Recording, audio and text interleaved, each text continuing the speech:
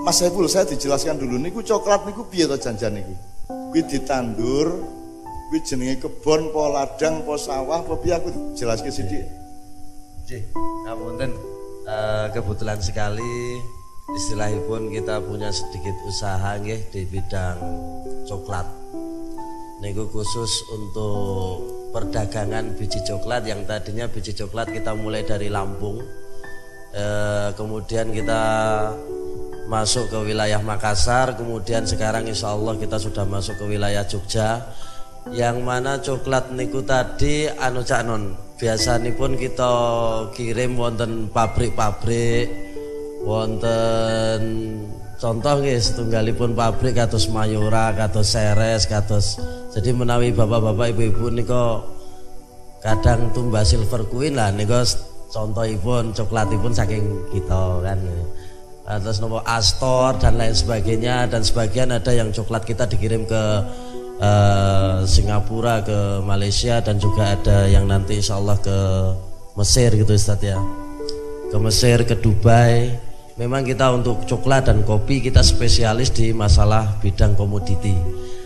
Meskipun untuk kebijakan-kebijakan pemerintah yang saat ini saestu sangat jauh dari keberpihakan dengan pihak pengusaha-pengusaha di Indonesia atau khususnya pribumi. Sebagai contoh setunggal mawon sebagai contoh yang sangat real dan konkret, kita lebih baik menjadi orang luar negeri daripada orang Indonesia. Contohipun ketika kita punika saya sendiri mengambil coklat dari Ghana atau dari Brasil atau dari Afrika, saya bawa ke Indonesia justru mboten kena pajak. Tapi justru kita nyuwun sewu petani-petani, masyarakat, pedagang dan seluruh pengusaha Indonesia yang sifatnya pribumi, ketika kita mau ekspor atau kita mau jual hasil perdagangan kita niku mawon kita harus dikenakan pajak paling kecil niku 4%.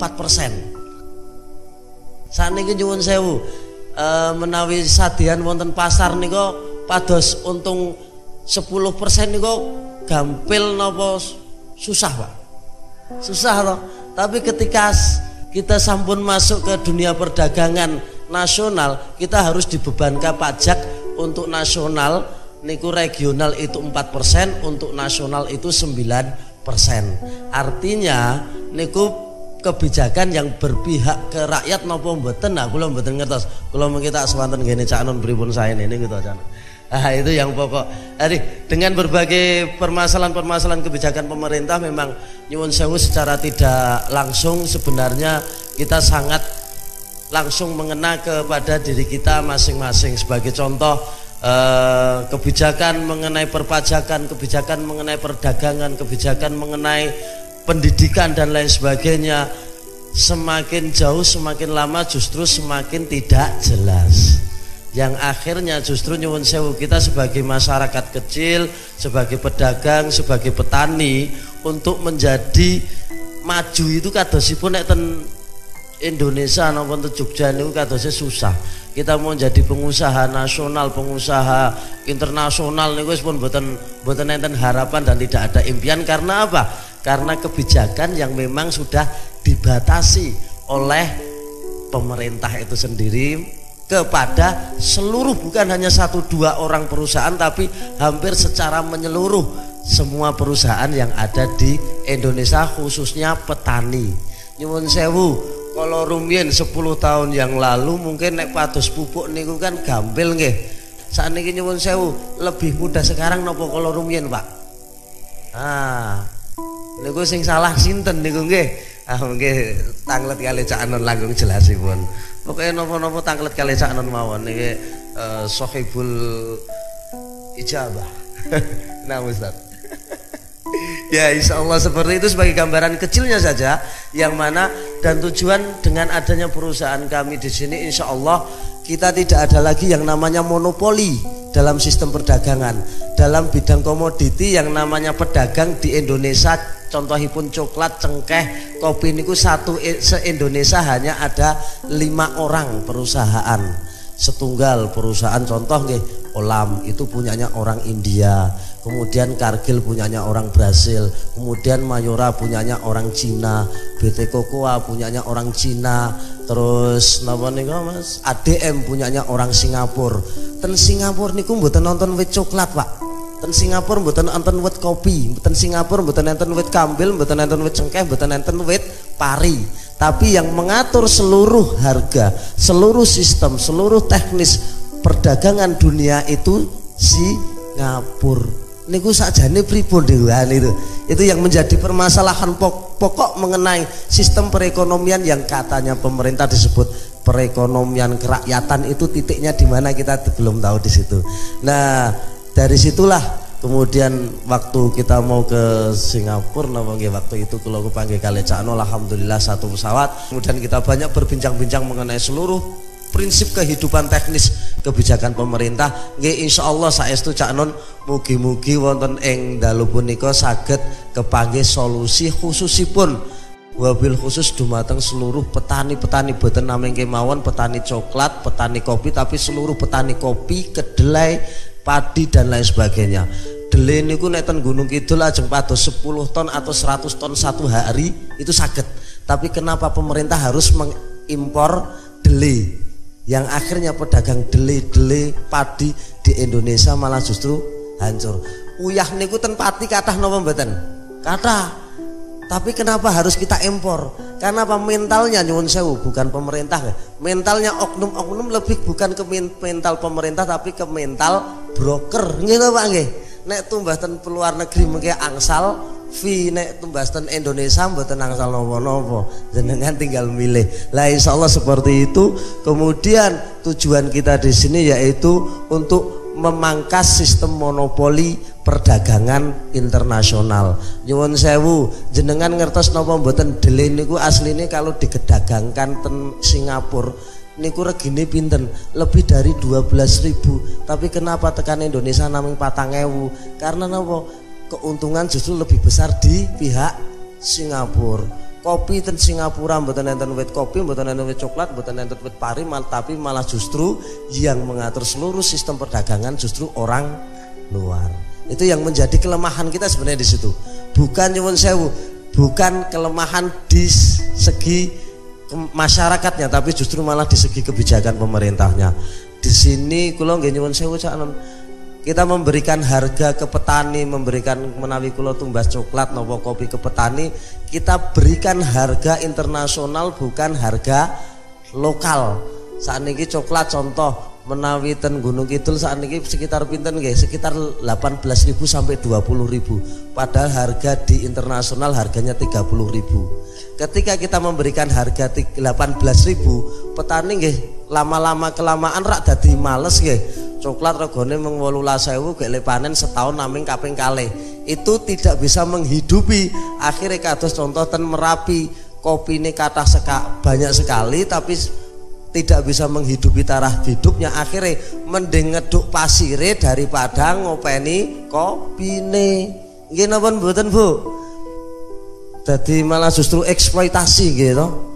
Justru eksploitasi ceritanya ajeng rehabilitasi tapi malah justru dadi eksploitasi. Sing dikeduk mboten naming kali tapi kebon-kebon, sawah, kebon pun entek benjang nek ajeng nandur ten pundi nek ajeng walah nggih ngeten niku. Insyaallah sebagai gambaran kecilnya ngoten niku Cak Nun, ya solusi kreatif yang kita butuhkan. Monggo Ustaz. Habis ini kita selawatan dulu, tapi saya mau nidili sidik-sidik sing Mas Saiful nggih. Sing pertama mau penak dadi wong njaba mbangane wong kene ngoten nggih. Pertama ya. Nek saka kene iki nggawa barang rono malah dipajeki, nek aku nggawa barang saka kono mlebu malah ora dipajeki. Nek kowe ning Cina apa ning Hong Kong, kowe iki ngelbokke barang ora entuk. Nek kowe ngetokke barang saka Hong Kong rene, pira wae ora dipajeki. Itu mesti kebalik. Dadi orang Indonesia itu memang selalu menguji dirinya. Selalu latihan sabar, selalu latihan ngoten niku. Nah ini semua sebabnya karena Mas Saiful itu tidak mengerti tempatnya. Ya, jadi orang sinau Indonesia ki piye ket biyen-biyen. Terutama orang gelem sinau lagu Indonesia Raya Mas Saiful. Ya. Kula wis cetha lagu Indonesia kan Indonesia tanah airku, tanah tumpah darahku. Terus di sanalah aku berdiri. Lah kok kowe ning kene?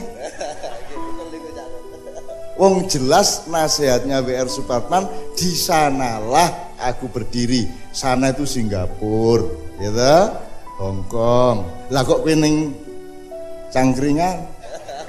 Salah kowe ora ngrungokke bahasa apa lagu Indonesia Raya. Ben wong Indonesia wis salah disalah-salahke to. Nomor loro Mas Saiful.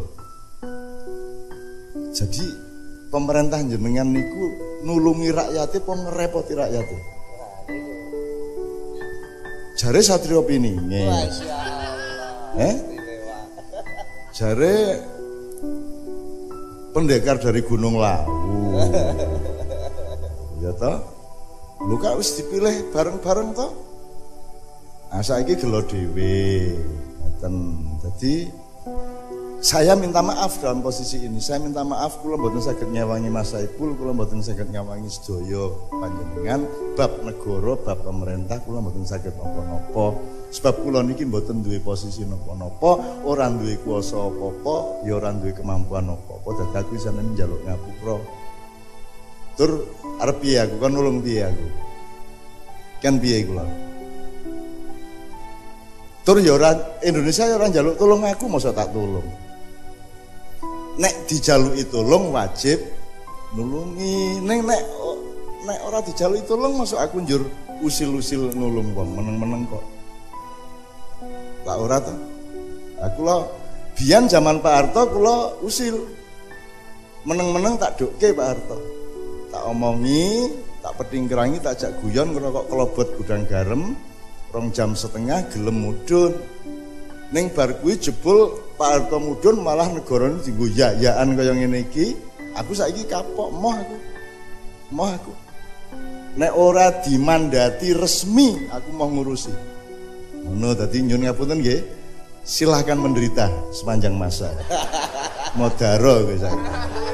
Ora melu-melu aku. Aku piye aku kon piye. Wong aku dadi kula niki pun suwe sudah sejak Pak Harto turun hari kedua saya sudah tidak lagi berkaitan dengan pemerintah pusat dan seluruh birokrasi. Saya hanya mau kabupaten ke bawah. Saya dekat sama Pak Dan Ramil, saya dekat sama Pak Kapolsek. Jadi saya hanya menemani bupati ke bawah. Prinsip saya wis tau rasa mikir aja kolebokke ati banget-banget negara iki, wong kowe ya ora iso ngurusi. Maka sekarang andalan kita cuman sergepnya kita dan kompaknya kita di tingkat kecamatan, desa, kabupaten. Tok. Kalau ke atas wis arep piye? Lho kejaba kowe ngekeki aku mandat. Aku ya orang ngongkon aku. Aku ya meneng wae. Aku ya dikongkon sapa-sapa kok. Gitu. Mas Saiful mengeluh, Singapura ya ora ono tanduran coklat, ora ono pari, ora ono. Ning kok kono batine luwih akeh kono sing ngatur rega. Kayak kuwi ora mudeng meneh kowe. Ora mudeng kowe. Indonesia iki macan ning turu. Tur gopok. Singapura niku laler. Ayo nek ana macan iso ngalahke laler, ketoken drijiku. Jenengan iso ngalahke laler. Nyekel siji wae iso. Ora iso. Laler. Dan Allah menggunakan lalat itu untuk mengadab Raja Namrud yang yang membakar Nabi Ibrahim. Jadi Nabi Ibrahim dibakar terus ditulungi malaikat Jibril ora kobong, bar kuwi Gusti Allah nekake laler. Akeh banget nganti digrogoti prajurite Namrud niku nganti entek sak bulung-bulung entek. Gari Namrud karo beberapa pengawalnya ning jero kupinge Raja Namrud dileboni laler siji. Wis aku saiki takon jenengan. Kowe milih dipangan laler nganti entek apa kowe urip dileboni laler ndasmu? Milih ya wis. Silakan milih. Ora milih karo to. Ayo wong Jawa kok. Mesti ora milih karo. Nah, Raja Namrud itu dimasukin lalat ke dalam kepalanya melalui telinga itu selama 400 tahun. Jadi 400 tahun hampir umurnya dawa. Anek jenengan kayak umur 400 tahun lolo arep ngopo aku. Ayo seraiso ngepit ya wis blawur ya ta. Arep ana daging sithik ya wis ora ana untune ya ta. Watuk ya untune melu metu. Bojo ya mung disawang-sawang ta ya ta. Ya Allah, Mas Saiful, jadi sekarang andalan kita. Sampean percaya enggak bahwa rezeki tidak ditentukan oleh Singapura, tidak ditentukan oleh pemerintah? Aku tahu nesu karo Jokowi, lah ora tahu. Aku tahu nesu karo menteri, lah ora tahu. Aku tahu berontak pola ora tahu. Aku iki meneng, gelem omongan karo rakyat wong cilik ngene iki. Begitu munggah menengah aku meneng cep. Meneng. Orang ngopo-ngopo. Kowe mitnah aku tetep meneng, kowe matani aku tetep meneng. Ora masalah. Patenono aku, wong aku dudu wekku. Nek kowe matane aku, kowe urusan karo sing duwe aku, lak ngoten ta? Nggih mboten. Mas Saiful duwe sak karung coklat. Kuwi nek dicolong wong, sing nesu coklate apa Mas Saiful? Sing duwe gitu. Lali nek ana wong ngopo-ngopo nang aku sing nesu aku apa sing duwe aku? Dadi ki rasa macem-macem karo aku mergo aku ana sing duwe. Dadi kowe urusane karo sing duwe lah. Ngaten Mas Saiful. Kalau sampean istiqomah kepada Allah, kalau sampean terus-menerus, jangan khawatir, yarzukhu min haitsu la yahtasib. Dan prakteknya Mas, dingel-ngel kaya ngono karo kebijakan kementerian, presiden dan semua. Tapi uripe wong Indonesia ning nisor iki tetep luwih penak timbangane uripe rakyat ngendi wae sak donya. Padahal nek didelok angel-angel ora karu-karuan. Ning tetep uripe luwih enak jenengan ten mriki niki, Kak, ndi jenenge desane? Selasan. Luwih penak kene, kowe nek ora percaya kapan-kapan tak dolekke tiket tak buang ning Myanmar. Kowe nek kerasan rong dina kowe.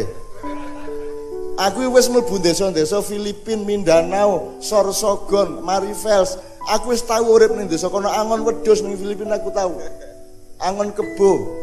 Ora ana urip ngluwi penake wong Indonesia. Wong Indonesia iki ana 100.000 cukup, ana 50.000 cukup, ana 20.000 dicukup-cukupke. Lho kurang piye? Ora ana masalah nek wong Jawa niku iso wae. Ora ana sego mangan jagung, ora ana jagung mangan gaplek, ora ana gaplek mangan diwul, ora ana diwul ya mungkin godhong-godhong suwe nek wis nyeleh kan ya godhong iso mlebu. Suwe-suwe nek wis ora ana godhonge boto-boto dimut. Gitu loh. Anggitmu ning Arab wedhus-wedhus mangan suket. Ana suket ning Mekah kae rono kae. Sukete mbahmu apa ora ana ning kono suket? Ada suket di Arab Saudi, ada di beberapa tempat, tapi umumnya kambing di Arab Saudi itu dan di negara-negara Timur Tengah pada umumnya itu tidak makan daun tapi mereka makan lumut-lumut di batu-batu dan pokoknya barang sing didilat-dilat makanya tidak kolesterol kalau makan daging, makan apa? Kambing mriko. Nggih mulane saiki kowe nek lunga kaji baline nggawa wedhus sak pesawat. Ngoten nggih? Ini mudah-mudahan pokoknya mergokan wis kene wis kula nuwun nang Gusti Allah, wis nyuwun sewu nang Kanjeng Nabi, maka setiap gairah kita, setiap getaran kita, setiap gelombang dari hati dan jiwa kita mudah-mudahan oleh para malaikat diteruskan ke langit dan Allah mengembalikannya menjadi berkah, pertolongan dan rahmat yang membuat kita ikhlas, membuat kita mendapatkan manfaat dan tentram hati dan jiwa kita. Amin ya rabbal alamin. Selawatan sik nggih, monggo.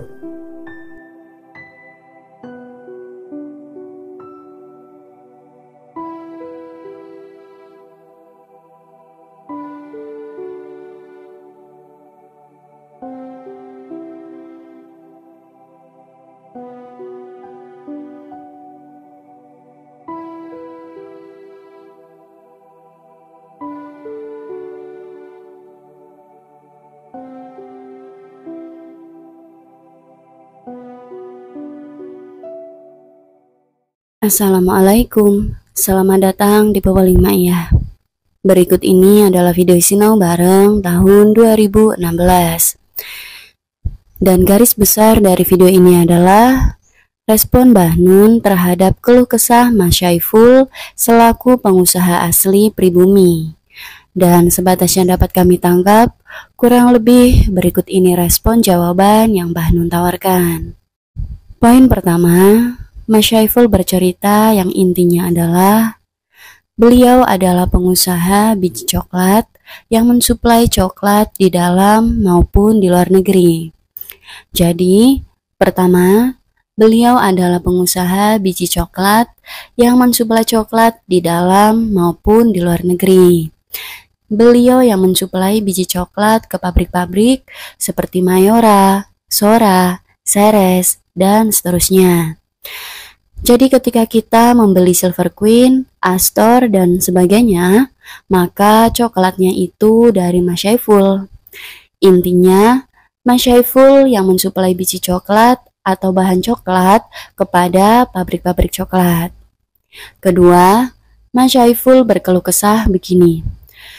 Menurut beliau, sekarang pemerintah dengan seluruh kebijakan barunya amat sangat tidak berpihak kepada para pengusaha, khususnya pengusaha pribumi.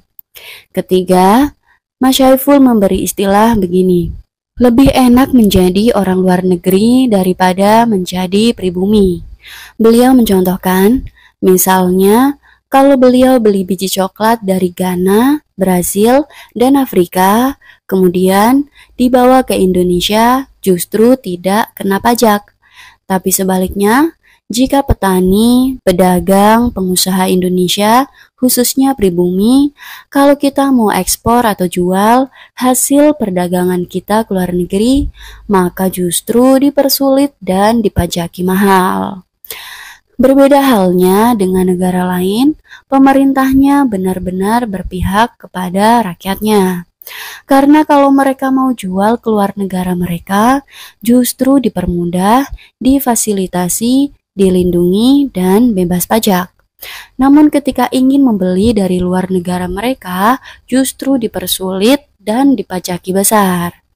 Maka tidak heran jika para petani, pengusaha pribumi sulit bersaing dengan luar negeri. Padahal meskipun di luar tidak ada lahan, tanah tidak subur, tapi mereka bisa lebih sejahtera dari kita. Itu karena pemerintah luar berfungsi sebagai semestinya, yakni mengabdi kepada rakyatnya, bukan mengabdi kepada para pemilik modal. Jadi intinya, kalau di Indonesia justru terbalik. Kalau mau impor atau beli dari luar itu dipermudah. Tapi kalau ekspor atau jual ke luar negeri justru dipersulit. Maka hasilnya adalah petani, pengusaha, pengrajin di Indonesia mati. Mereka tidak bisa berkembang karena sulitnya mengekspor atau menjual barang. Jadi tidak heran jika para petani akhirnya memilih untuk menjual tanahnya. Bahkan para petani kopi, coklat di lereng Merapi lebih memilih mengeruki lahan mereka untuk dieksploitasi pasirnya. Jadi intinya, Mas Syaiful bercerita mengenai sulitnya menjadi pengusaha besar, khususnya sebagai pribumi. Pasalnya, banyak oknum-oknum pemerintah yang lebih suka impor daripada ekspor, karena kalau impor maka akan dapat komisi. Jadi banyak oknum pemerintah yang mentalnya adalah mental broker. Intinya, banyak monopoli di negeri ini. Kurang lebih intinya itu yang Mas Syaiful ungkapkan. Dan sebatas yang dapat kami tangkap, kurang lebih berikut ini respon yang Mbah Nun ungkapkan. Poin pertama dari Mbah Nun adalah, Mbah Nun minta maaf karena memang beliau tidak memiliki kemampuan secara resmi untuk membantu. Maksudnya adalah, beliau bukan pemerintah yang memiliki fasilitas, mandat, amanat, dan wewenang untuk membantu. Kemudian, poin kedua dari Mbah Nun adalah, beliau berkelakar begini. Orang Indonesia itu memang begitu, selalu menguji dirinya sendiri. Dan hebatnya lagi adalah, orang Indonesia meskipun sudah dipersulit pemerintah, diperas pajak sebegitunya, bahkan diancam-ancam, masih bisa hidup, masih bisa cari makan, masih ketawa ketiwi dan bahagia. Kemudian poin terakhir adalah Mbah Nun menyarankan begini. Jangan khawatir itu semua, karena rizki kita tidak di tangan pemerintah, tapi rizki kita di tangan Allah. Dan percayalah bahwa Allah itu memberi rizki kepada hamba-hambanya dari arah yang tidak disangka-sangka. Sedikit contohnya adalah di Indonesia itu hal biasa toko kelontong saling berdampingan atau penjual eceran bensin di samping pom bensin. Hal itu sangat tidak mungkin terjadi kalau bukan karena orang Indonesia itu yakin bahwa rizki sudah ada yang ngatur. Jadi inti respon dari Mbah Nun adalah beliau meminta maaf tidak memiliki wewenang untuk membantu, namun beliau hanya menyarankan, jangan khawatir, Allah memberi rizki dari arah yang tidak disangka-sangka. Yarzuhu min haitsu la yahtasib. Oke dulur-dulur, sampai di sini dulu ya ulasan atau pointernya. Sebenarnya masih ada begitu banyak hal yang dapat kita pelajari bersama dari kutipan Seno Bareng pada video ini. Ulasan, pointer, atau rangkuman yang kami ungkapkan itu hanya sedikit gambaran saja. Dan semua yang kami ungkapkan itu bukanlah sebuah kebenaran, hanya saja semoga dapat sedikit menambah referensi. Mohon maaf atas semua kelemahan sudut pandang kami. Matur suwun dan sehat selalu saudaraku. Wassalamualaikum.